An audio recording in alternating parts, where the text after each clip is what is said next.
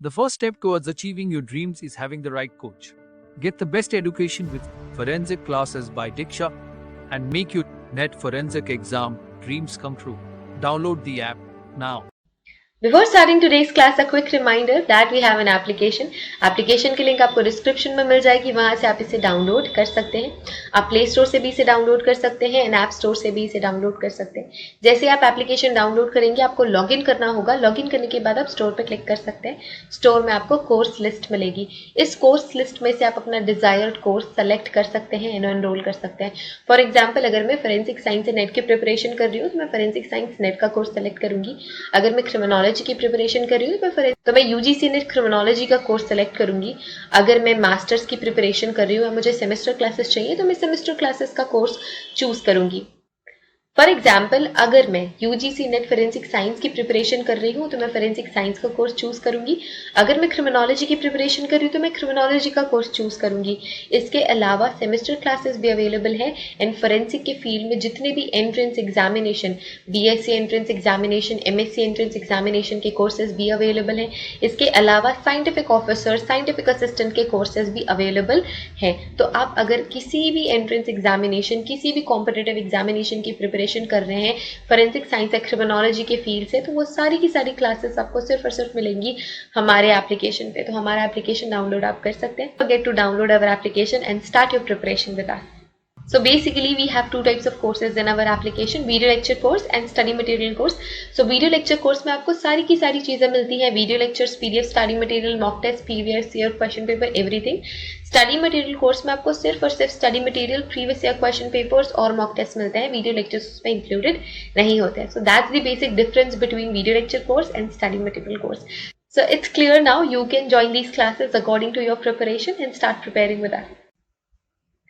Hello everyone, welcome to today's class. And आज की class में हम पढ़ रहे हैं Indian evidence act related with documentary evidences.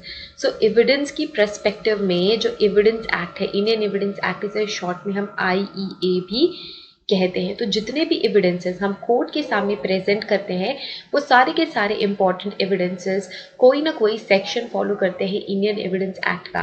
And कुछ जो सेक्शंस हैं वो रिलेटेड होते हैं डॉक्यूमेंट्री एविडेंसेस से.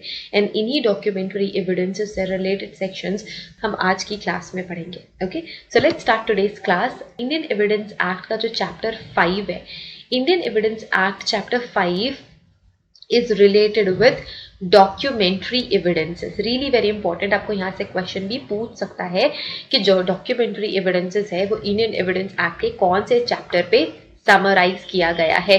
तो ये चैप्टर 5th है इंडियन एविडेंस एक्ट का जो डॉक्यूमेंट्री एविडेंसेस से डील करता है.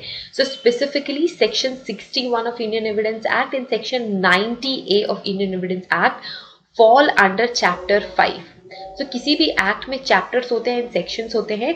तो इंडियन एविडेंस एक्ट का जो चैप्टर 5 है वो रिलेटेड है डॉक्यूमेंट्री एविडेंसेस से. इस चैप्टर 5 में सेक्शन 61 से लेके सेक्शन 90A तक कवर किया गया है जो स्पेसिफिकली डील करता है डॉक्यूमेंट्री एविडेंसेस से. So let's start with section 61 of Indian Evidence Act. So section 61 of Indian Evidence Act is related with proof of contents of documents. So जैसे कि मैंने बताया कि जो Indian Evidence Act है, जो chapter 5 है वो documentary evidences से related है and section 61 है, it deals with proof of contents of document. So the content of documents may be proved either by primary और बाय सेकेंडरी एविडेंस. इसका मतलब क्या हुआ, जो भी आपके डॉक्यूमेंट में कंटेंट है आपको वो प्रूव करना पड़ेगा. फॉर एग्जाम्पल, आपके पास एक विल है और उस पर कुछ सिग्नेचर है, तो ये जो पीस ऑफ डॉक्यूमेंट है इसमें जो भी रिटर्न है उसको आपको ईदर प्राइमरी एविडेंस की हेल्प से या फिर सेकेंडरी एविडेंस की हेल्प से प्रूव करना होगा. क्लियर? तो यही सेक्शन 61 डील करता है that you have to prove the content which is present on some document either with the help of primary evidence और with the help of secondary evidence. हम primary evidence क्या होता है वो भी समझेंगे, सेकेंडरी एविडेंस क्या होता है वो भी हम समझेंगे. और ये प्राइमरी एविडेंस एंड सेकेंडरी और ये primary evidence and secondary evidence, ये दोनों ही एविडेंसेस इंडियन एविडेंस एक्ट के डॉक्यूमेंट्री एविडेंस के कुछ सेक्शंस में डील किए गए हैं जो कि हम डिस्कस करने वाले हैं. I have some comments related with this section. So a man can lie but document will never lie. So ये जो आपको कमेंट देखने को मिल रहा है, it follows one important principle of forensic science that says facts do not lie, और you can say evidences do not lie. So अगर आपके पास कोई डॉक्यूमेंट है तो वो एक एविडेंस हुआ, वो एक फैक्ट हुआ, क्योंकि जो ह्यूमन ब्रेन है वो चेंज होता रहता है, बट जो एविडेंस है, जो फैक्ट है, वो एज सच चेंज नहीं होता. ठीक है, प्रोग्रेसिव चेंज ऑफ कोर्स आते हैं, बट कोई भी ड्रास्टिक चेंज या कोई भी इंटायर स्टेटमेंट चेंज या फिर जो डॉक्यूमेंट जो भी डिपिक्ट करता है प्रोसेस या कोई भी डॉक्यूमेंट कुछ एक्सप्रेस कर रहा है तो वो वही ही एक्सप्रेस करेगा through out the time.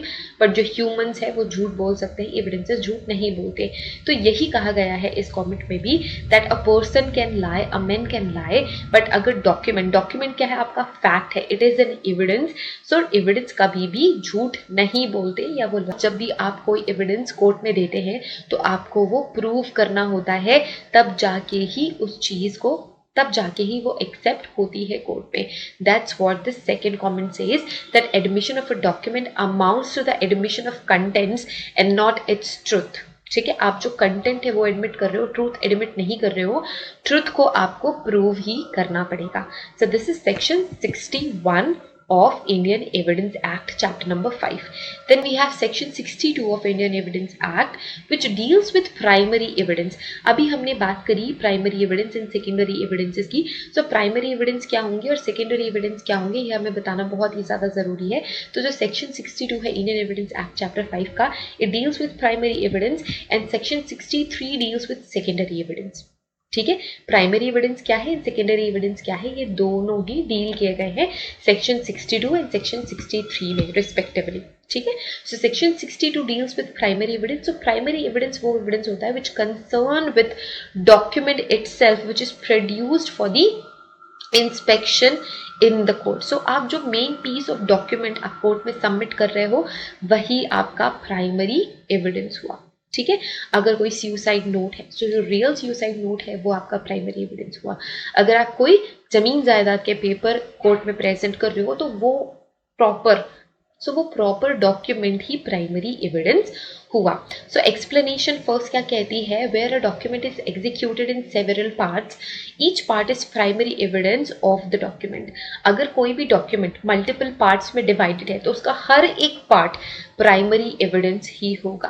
Then we have explanation number 2, where the number of documents are made by one uniform process as in the case of printing, lithography, photography, each is primary evidence on the contents of the rest, but where they are all copied from common origin, they are not primary evidence of the contents of the original. For example, इससे मैं समझाती हूँ. So for example, आपके पास आपकी NCERT की book है, that you have NCERT book. So उसके जो सारे के सारे पेजेस है वो एक ही टाइम पे प्रिंट किए गए होंगे, है ना. सो लेट्स जस्ट से कि वो आपका प्राइमरी एविडेंस है. आपके पास एक NCERT की बुक है, लेट्स से बायोलॉजी NCERT की बुक है, वो आपकी प्राइमरी एविडेंस है. अगर आपके फ्रेंड को वही NCERT बुक चाहिए, मार्केट में कहीं भी अवेलेबल नहीं हो रही है, तो आपके फ्रेंड ने बोला कि ठीक है, वो आपकी बुक बोरो करके उसे क्या करा लेंगे, कॉपी करा लेंगे या फोटो कॉपी करा लेंगे या उसकी कॉपीज बनवा लेंगे. तो आपकी जो बुक हुई वो प्राइमरी एविडेंस या प्राइमरी डॉक्यूमेंट हुआ जो फोटो कॉपी बनाई गई है with the help of any other process. जब उसकी कॉपीज बना ली जाती है तो that will be the secondary evidence. उसमें कंटेंट तो बिल्कुल सेम रहेंगे, जो आपकी NCERT बुक में है वही सेम कंटेंट भी उस फोटोकॉपी में उस आपके फ्रेंड को मिलेगा, but that will be secondary evidence और सेकेंडरी डॉक्यूमेंट, क्योंकि उसको प्राइमरी एविडेंस से जनरेट किया गया है. ओके, सो यही यहाँ पे कह रहा है कि जो मेन पीस ऑफ डॉक्यूमेंट है जो आप सबमिट कर रहे हो कोर्ट में वो प्राइमरी एविडेंस है. इन सेक्शन 63 ये कहता है कि आप किसी भी अदर प्रोसेस के थ्रू जब कॉपीज बना लेते हो तो वो सेकेंडरी एविडेंस हुआ. उसमें जो कंटेंट होगा, जो उसकी वैल्यू होगी, वही सेम वैल्यू उन कॉन्टेंट्स की होने वाली है, but still that document will be secondary evidence. Okay, so आपको एक एग्जाम्पल दिया हुआ है, a person is shown to have been a possession of number of placards all printed at the same time from one original source. Any one of the placards is primary evidence of the contents of any other, but no one of them is primary evidence of the contents of the original. Main primary document था सो जो main primary play card था वो आपका primary evidence या primary document हुआ, और उसके बाद जितने भी कॉपीज बनाए गए वो सेकेंडरी एविडेंस हुआ, मतलब वो प्राइमरी एविडेंस नहीं था। सेकेंडरी एविडेंस पढ़ने के बाद आपको प्राइमरी एविडेंस थोड़ा और क्लियर हो जाएगा। Secondary evidences includes certified copies given under the provision of hereafter contained copies made from original by mechanical processes. So mechanical process के थ्रू अगर आपने copies create करी है तो भी secondary evidence हुआ। अगर आपने original से compare करके copies create करी है तो भी वो secondary evidence हुआ। अगर document के कुछ parts को आपने copy किया हुआ है तो वो भी secondary evidence हुआ। Oral accounts of the contents of document given by some person who has himself seen it, and again this will be the secondary evidence. अगर मैंने primary evidence के contents को memorize करके याद करके अगर मैं वो express कर रही हूँ, वो मैं oral accounts के through spread करती हूँ, तो that will be the secondary evidence again. So secondary evidences primary evidences के copies होते हैं. Here we have some example. So इनमें यही बताया गया है कि अगर आप फोटोग्राफ के थ्रू उसकी कॉपी बना रहे हो, अगर आप नॉर्मल कॉपीज बना रहे हो with the help of any machinery means, तो भी वो सेकेंडरी एविडेंस हुआ। अगर आप ट्रांसक्राइब कर रहे हो, कॉपी ट्रांसक्राइब कर रहे हो, तो भी वो सेकेंडरी एविडेंस हुआ। अगर आप वो ओरली भी जनरेट या रीजनरेट कर रहे हो information from some primary document, from some primary evidence, तो वो भी सेकेंडरी एविडेंसेस हुआ। और इसकी एक्सेप्टेबिलिटी अगर हम देखें कोड में तो इट इज एक्सेप्टेबल।